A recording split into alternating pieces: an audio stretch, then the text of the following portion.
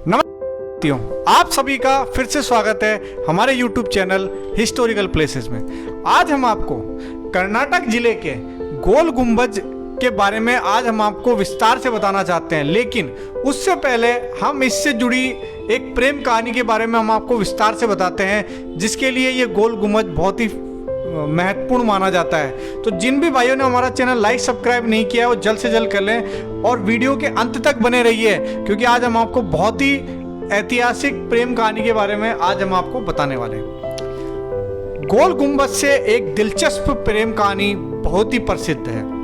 सुल्तान आदिल शाह और नर्तकी रंभा के बीच की यह प्रेम कहानी है। ऐसा कहा जाता है कि एक बार आदिल शाह ने रंभा से कहा कि तुम मुझे प्रेम करती हो। तब रंभा ने कहा कि हाँ, मैं आपसे प्रेम करती हूँ। तो आदिल शाह ने कहा कि मैं कहूँ तो आप इस दीवार से नीचे कूद जाओगी। तो रंभा ने कहा कि जब आप 3 तक गिनेंगे मैं कूद जाऊंगी। लेकिन कूदने से पहले अंतिम समय में रंभा ने कहा कि अगर आप मुझे कोई दर्जा देना चाहते हैं तो कब्र के पास आपकी पत्नी से पहले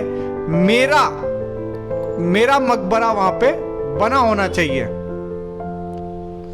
तो अब हम आपको इससे जुड़ी कुछ ऐतिहासिक जो इसका इतिहास है उसके बारे में हम आपको विस्तार से बताने वाले हैं। भारत के कर्नाटक राज्य में स्थित एक प्राचीन ऐतिहासिक मकबरा स्मारक है। बीजापुर का यह गोल गुंबज मोहम्मद आदिल शाह, उसकी प्रेमिका रंभा और उसके परिवार की आखिरी विश्राम स्थल है। यह भारत का सबसे प्रसिद्ध मकबरा मोहम्मद आदिल शाह की हुकूमत और उसके शासन की कहानी का सबूत है। आपको बता दें कि यह गोल गुंबज को बनाने में करीब 30 साल का समय लगा था।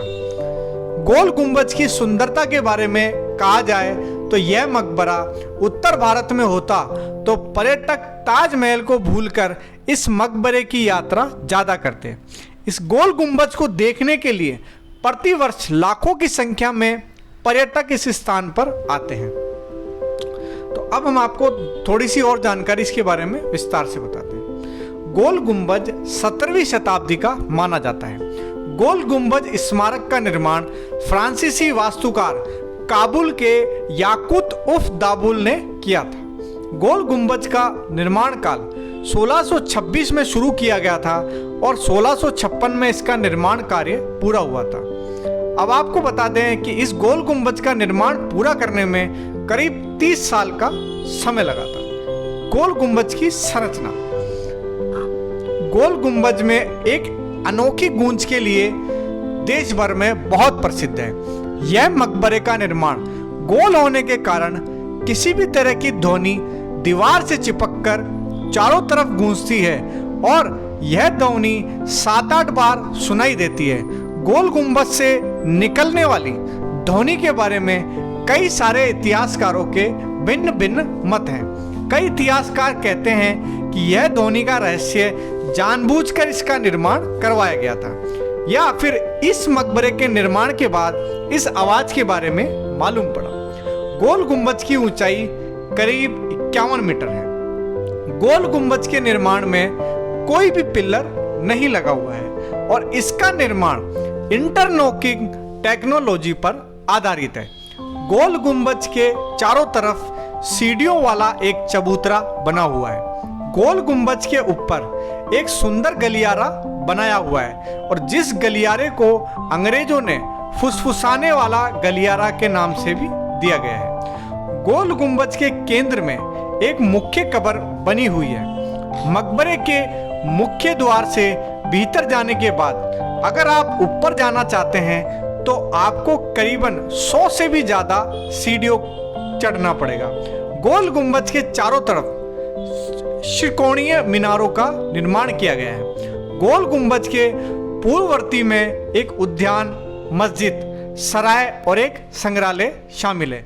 अब हम आपको बताते हैं कि गोल गुंबज का निर्माण किसने करवाया था। गोल गुंबज सुल्तान इब्राहिम शाह का एक सुंदर और बहुत बड़ा मकबरे का निर्माण करवाया गया था, परंतु उनके बेटे मोहम्मद आदिल शाह की इच्छा यह थी कि उनका मकबरा अपने पिता से भी बड़ा और सुंदर हो, इसलिए वह जीवित रहते हुए इस मकबरे का निर्माण करवाया गया था। गोल गुंबज का निर्माण बहुत प्रसिद्ध और मशहूर वास्तुकार याकूत उफ दाबुल ने सुल्तान मोहम्मद आदिल शाह के कहने पर बनवाया गया था। अब हम आपको बताते हैं गोल गुंबद से जुड़े हुए कुछ रोचक तथ्य। गोल गुंबद भारत के इस्लामिक वास्तुकला का एक उत्कृष्ट नमूना प्रस्तुत करता है। निर्माण में कोई खंभा नहीं है, यह गोल गुंबद की सबसे खास बात है। गोल गुंबद में 1703 मीटर का फर्श और 37 मीटर का व्यास है और 33 मीटर की ऊंचाई है और इस मकबरे की दीवार 3 मीटर बड़ी है। अब हम आपको बताते हैं कि गोल गुंबज घूमने जाने का सबसे अच्छा समय। बीजापुर की यात्रा में आप गोल गुंबज प्लान करके यहाँ जाना चाहते हैं तो आपको बता दें कि बीजापुर की यात्रा करने का सबसे अच्छा समय अक्टूबर से मार्च के बीच में रहता है। इस दौरान बीजापुर का तापमान 20 डिग्री सेल्सियस से 30 डिग्री सेल्सियस के बीच में रहता है। इसके अलावा गोल गुंबज की यात्रा बारिश के मौसम में भी आप कर सकते हैं।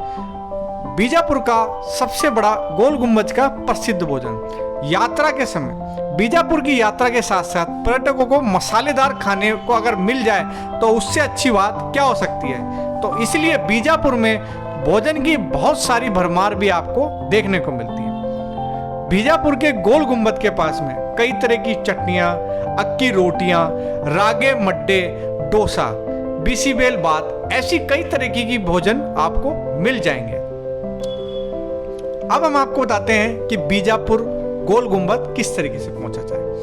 अगर आप गोल गुंबद यानी कि बीजापुर की यात्रा करना चाहते हैं तो आपके सामने 3 तरह के विकल्प मौजूद होते हैं: हवाई मार्ग, ट्रेन मार्ग, सड़क मार्ग। हवाई यात्रा, अगर आपने गोल गुंबज की यात्रा के लिए हवाई मार्ग का चुनाव किया है तो आपको बता दें कि गोल गुंबज के नज़दीकी हवाई अड्डे गोवा, पुणे, हैदराबाद हवाई अड्डे हैं। अगर आप चाहें तो किसी भी हवाई अड्डे का चुनाव कर सकते हैं। यह हवाई मथकों से आप वहां के चलने वाले स्थानीय वाहनों के इस्तेमाल से गोल गुंबज तक पहुंच सकते हैं। ट्रेन मार्ग, अगर आप गोल गुंबज की यात्रा के लिए ट्रेन मार्ग का चुनाव करते हैं तो आपको बता दें कि बीजापुर का रेलवे जंक्शन प्रमुख शहर से करीबन 2 किलोमीटर की दूरी पर स्थित है। बीजापुर का यह रेलवे स्टेशन देश के कई बड़े मुख्य शहरों से अच्छी तरह से जुड़ा हुआ है।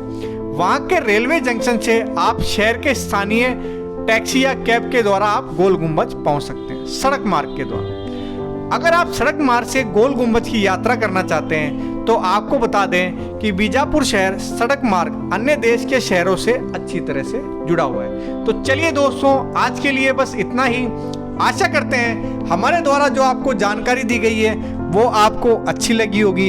आप हमारे चैनल को शेयर और सब्सक्राइब जरूर करें ताकि आपको ऐसी ही अच्छी वीडियो मिलती रहें। और अगर आप किसी जगह के बारे में वीडियो के माध्यम से जानना चाहते हैं तो आप हमें कमेंट करके भी बता सकते हैं। उस जगह के बारे में हम वीडियो के माध्यम से विस्तार से सारी जानकारी आपको उपलब्ध कराई जाएगी। तो धन्यवाद दोस्तों, जल्द ही फिर मिलेंगे एक नई जगह और एक नए वीडियो के साथ। तब तक एंजॉय करें, खुश रहें।